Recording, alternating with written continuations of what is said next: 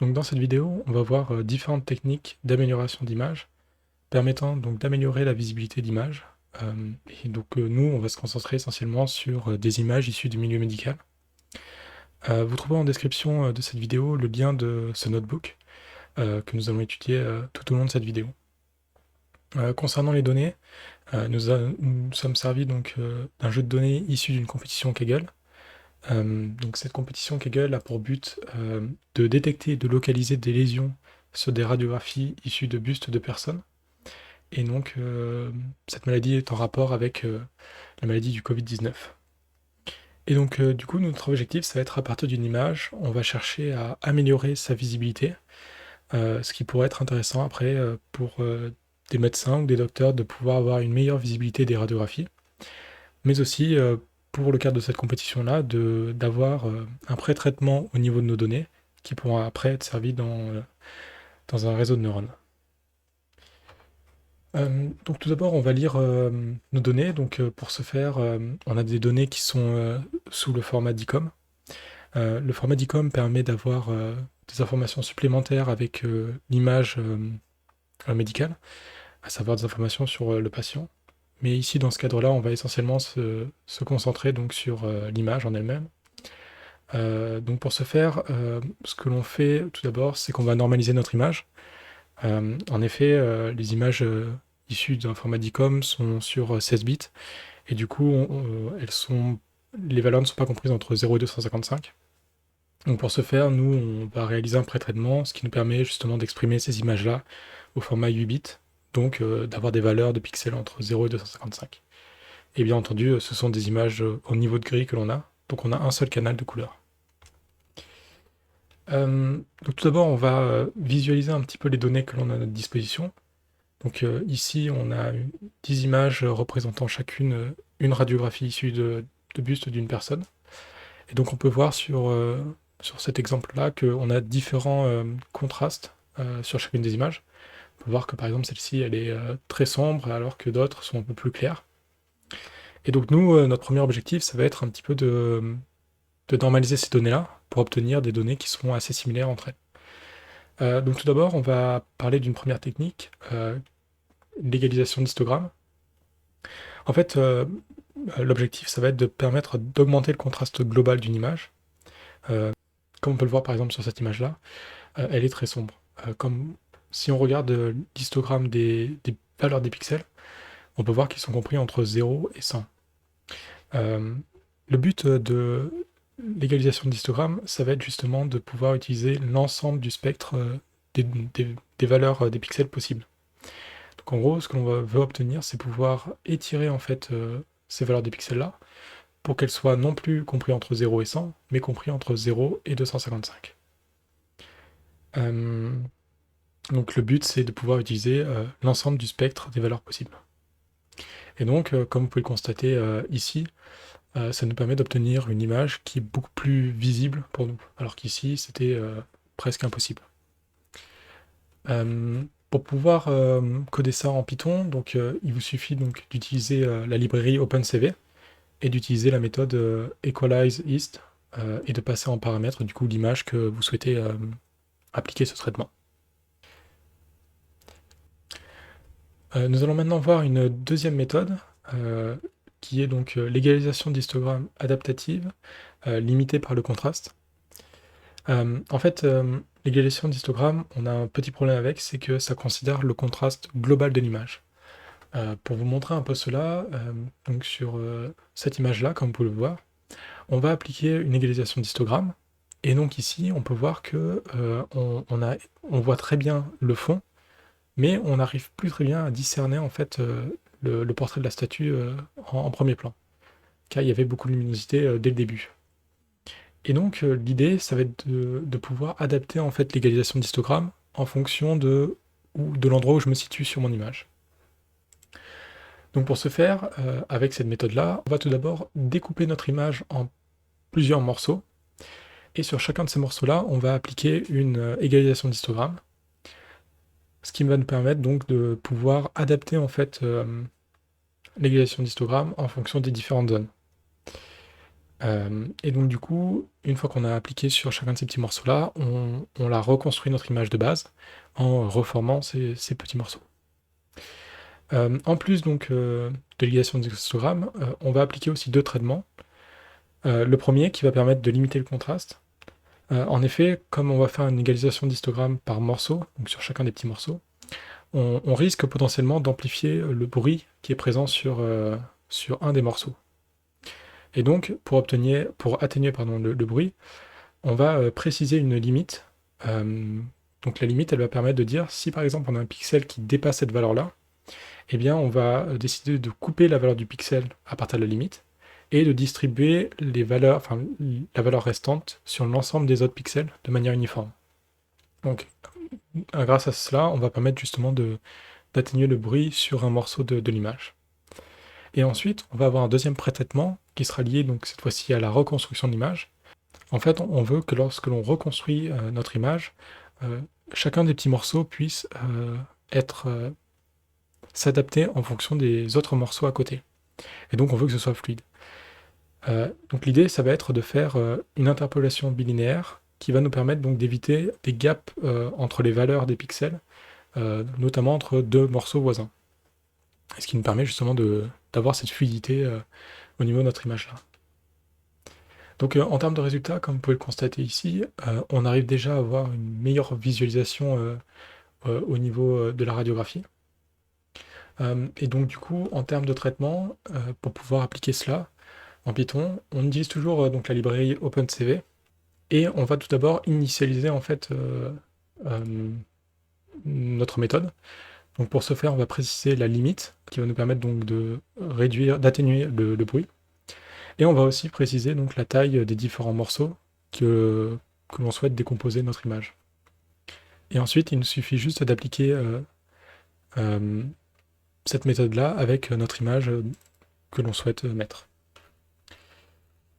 Et comme vous pouvez le voir, du coup, sur cet histogramme-là, on a nos valeurs qui ne sont plus comprises entre 0 et 200. Mais on a réussi à les étirer entre 0 et 255. Et comme vous pouvez le voir aussi en plus, on a une différence par rapport à une égalisation d'histogramme. En effet, dans cette méthode adaptative, on n'a plus de gap entre les valeurs des pixels. On arrive à avoir quelque chose qui est continu. Donc ici, on peut voir une première visualisation avec les paramètres prédéfinis que l'on a mis ici. Mais vous pouvez aussi choisir des paramètres différents. Et c'est là où, en fonction de votre problème, vous pouvez justement essayer d'adapter ces paramètres-là. Comme vous pouvez le voir ici, donc j'ai décidé de choisir d'autres valeurs, ici de 20 pour la limite, et une taille de 15 par 15. Et comme on peut le constater, on arrive à obtenir des résultats qui sont assez différents. Et donc, en fonction de votre cas d'application, là aussi, vous pouvez jouer sur ces paramètres-là. Nous allons maintenant voir donc une autre technique issue d'un papier intitulé Amélioration du contraste d'une image médicale à rayon X en utilisant des opérateurs morphologiques avec un élément structurant. L'idée de ce papier-là, ça va être de combiner deux transformations, celle du top hat et celle du bottom hat. Donc le top hat, ça va être la différence que l'on va avoir entre une image donnée et l'ouverture de notre image. Donc pour rappel, l'ouverture, ça va être l'application d'une érosion qui va être suivie d'une dilatation. Et ensuite, on va avoir le black hat qui correspond donc entre la différence entre la fermeture de l'image d'origine et notre image d'origine. Donc là, pour rappel aussi, la fermeture, c'est une dilatation suivie d'une érosion. Ici, on ne va pas rentrer en détail sur le fonctionnement même d'une dilatation ou d'une érosion, mais ce qu'il faut savoir, c'est que dans ces deux méthodes-là, on va avoir l'utilisation d'un objet morphologique, et donc cet objet-là va avoir un impact en fait sur le résultat que l'on va obtenir. Il va avoir un impact déjà sur la forme de l'objet que l'on va choisir, mais aussi sur la taille que l'on va prendre en compte. Donc ici, j'ai appliqué deux méthodes, donc une avec la librairie Scikit-Image et une autre avec la librairie OpenCV. On va plus se concentrer sur celle d'OpenCV car elle est plus rapide en termes de traitement, mais vous pouvez faire les deux si vous le souhaitez. Donc pour OpenCV, ce que l'on va faire tout d'abord, c'est définir la taille de notre objet structurant. Donc on définit la taille et on définit aussi quel type d'élément on veut. Donc ici, on a choisi un objet de type rectangulaire, mais vous pouvez aussi choisir d'autres types d'objets. C'est possible d'utiliser par exemple une ellipse. Ça va dépendre aussi de votre cas d'application, de votre problématique. Et donc, pour réaliser ce traitement-là, il nous suffit juste de faire une transformation donc top hat. Donc ici, avec OpenCV, on sélectionne l'image que l'on veut, qu'on souhaite appliquer cette transformation, le type de transformation que l'on souhaite faire, et l'objet structurant.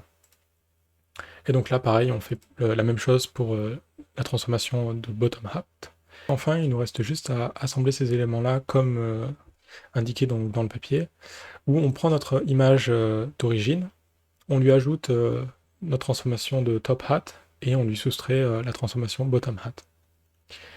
Et du coup, ici, vous pouvez constater donc, le résultat à droite. On voit qu'on arrive à avoir des résultats plus nets au centre de notre image. Et donc là, on a appliqué cette méthode-là sur l'ensemble des images d'exemple, d'origine. Cependant, comme vous pouvez le constater, on a encore des problèmes au niveau du contraste qui est présent et qui n'est pas pris en compte avec cette méthode-là. Du coup, pour pouvoir avoir une meilleure visibilité, ce qui peut être intéressant, c'est d'appliquer donc une méthode d'égalisation d'histogramme en premier, puis ensuite d'utiliser donc cette amélioration du contraste avec un élément structurant. Ce que nous venons juste de voir. Donc pour ce faire, on va reprendre une image déjà égalisée par histogramme, et on applique ce traitement-là. Et comme vous pouvez le constater ici, on arrive déjà à avoir une meilleure visibilité, contrairement à précédemment. On peut voir que déjà au niveau du centre, on arrive beaucoup mieux à voir, et aussi ici, dans le bas de l'image, où on arrive à voir plus précisément ce que c'est. Et donc, concernant l'histogramme, donc ici à gauche, vous avez l'histogramme issu de l'image égalisée par histogramme. Et donc, ici, c'est la droite, vous avez l'image issue du traitement réalisé avec l'objet morphologique. Et donc, comme vous pouvez le constater, on a déjà un histogramme qui est plus fluide dans les différentes valeurs des pixels, contrairement à l'histogramme de l'image avec égalisation d'histogramme, où on a un gap entre chacune des valeurs des pixels. Et donc là, on réalise aussi ce pré-traitement sur l'ensemble des données, et on peut voir que le résultat est plus intéressant que précédemment, où on arrive justement à beaucoup mieux voir les différents éléments qui composent le buste de ces radiographies. Donc voilà, nous avons vu quelques méthodes permettant d'améliorer la visibilité des images. Maintenant, on va se concentrer un petit peu plus sur la réduction du bruit que l'on peut avoir sur des images. En effet, lorsque l'on prend par exemple une radiographie, il se peut que lorsque l'on récupère en fait les données, on ait un bruit qui apparaît sur nos images. Et donc nous, notre objectif, ça va être de diminuer, voire d'atténuer ce bruit-là, et voire même de le supprimer. Donc tout d'abord, on va avoir un filtre médian.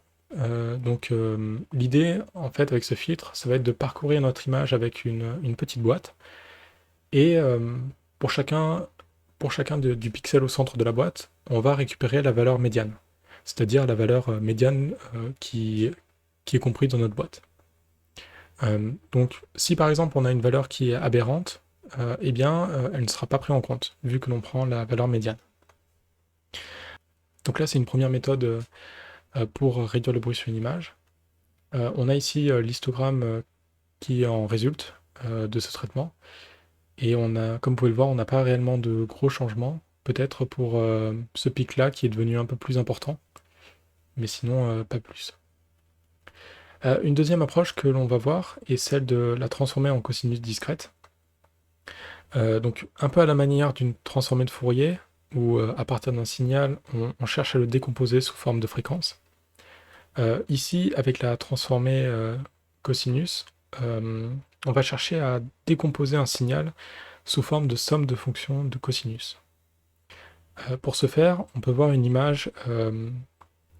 Pour une image, on peut la découper en plusieurs signaux. des signaux sur l'axe des X et des signaux sur l'axe des Y. Et donc pour chacun de ces signaux-là, on va chercher à récupérer le cœur du signal, c'est-à-dire un signal qui est le plus pur entre guillemets possible.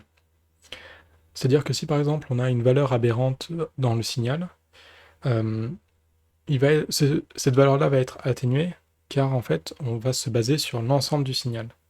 Et donc, lorsqu'on aura une valeur aberrante, on regardera les valeurs des différents voisins, ce qui nous permettra justement d'atténuer en fait ce bruit-là. Et donc, vu que l'on se base sur les voisins, eh bien on va pouvoir obtenir une fonction qui va être continue, et ce qui va nous permettre justement d'éviter des gaps entre différentes valeurs. Donc pour pouvoir coder cela, on va utiliser la librairie SciPy, qui nous met à notre disposition différentes transformées, dont celle du cosinus. Et donc pour ce faire, dans cette transformée-là, ce que l'on va chercher, c'est tout d'abord à décomposer notre signal sous forme de somme de cosinus, et ensuite de faire la fonction inverse, c'est-à-dire qu'une fois qu'on a récupéré le cœur même du signal, on va essayer de le reconstruire, ce qui nous permettra justement d'obtenir une image qui se rapproche de notre image d'origine, mais qui aura atténué les bruits. Et donc, ici, vous pouvez voir les résultats. Donc, on obtient une image qui est quasi similaire à celle d'origine. Concernant donc l'histogramme des valeurs, vous pouvez voir qu'on obtient quelque chose de très similaire. On peut aussi noter que le pic que l'on avait ici s'est atténué ici. Et donc vous pouvez voir ici les différents résultats que l'on obtient sur notre base d'exemples. Pour finir, on va avoir donc une dernière partie liée à la combinaison des différentes approches. En effet, pour revenir un petit peu plus au cadre de cette compétition-là, il peut être intéressant de réaliser ces pré-traitements-là pour pouvoir par la suite utiliser un algorithme, souvent de réseau de neurones, qui va nous permettre justement de chercher et de localiser en fait les différentes lésions que l'on peut avoir sur nos images. Et donc, dans le cadre par exemple de réseaux de neurones, on a souvent des réseaux qui prennent en compte 3 canaux, parce qu'on travaille souvent avec des images de couleurs. Et donc là, comme on travaille avec un seul canal, vu qu'on a que des images au niveau de gris, eh bien il peut être intéressant justement de se dire pourquoi pas de rajouter des informations supplémentaires en réalisant des traitements différents. On pourrait se dire que par exemple, si je rajoute d'autres traitements, on peut avoir différents points de vue qui prennent des informations différentes, et cela peut apporter une information complémentaire au réseau de neurones. Donc ici, j'ai utilisé donc on va avoir 3 canaux. Une qui va prendre notre image d'origine, une qui va prendre une égalisation d'histogramme adaptative, et une autre qui va prendre une amélioration du contraste d'une image avec un élément structurant. Et donc là, du coup, ce que je fais, c'est que par rapport à mon image, je groupe en fait mes différents canaux, ce qui me permet donc d'avoir une image en niveau de couleur. Et comme on peut le constater, on voit bien qu'on a différentes zones qui ont été prises en compte. Donc on a des zones qui sont spécifiques en fait aux différents traitements, que l'on arrive à récupérer des informations dessus. Ce qui nous permet donc justement d'avoir une charge plus importante d'informations, tout en conservant l'information d'origine de base, sur un des canaux. Et donc ici, vous pouvez voir que l'on a appliqué ce traitement-là sur l'ensemble de nos images. Et donc on obtient des éléments qui sont plus spécifiques en fonction du traitement sur certaines des images. Donc voilà, à travers cette vidéo-là, donc on a vu différentes transformations qui nous permettent justement d'améliorer la visibilité d'une image. Vous avez ici à votre disposition donc les différentes références que j'ai utilisées. Et si vous souhaitez aller plus loin, j'ai mis ici quelques noms d'autres transformations que je n'ai pas abordées dans cette vidéo-là. Donc n'hésitez pas à aller voir si cela vous intéresse. Je vous remercie de votre écoute et n'hésitez pas à partager cette vidéo si elle vous a plu. N'hésitez pas à laisser un commentaire si vous avez des questions ou si vous avez des idées de sujets que vous souhaitez que j'aborde dans de prochaines vidéos. Voilà, merci beaucoup.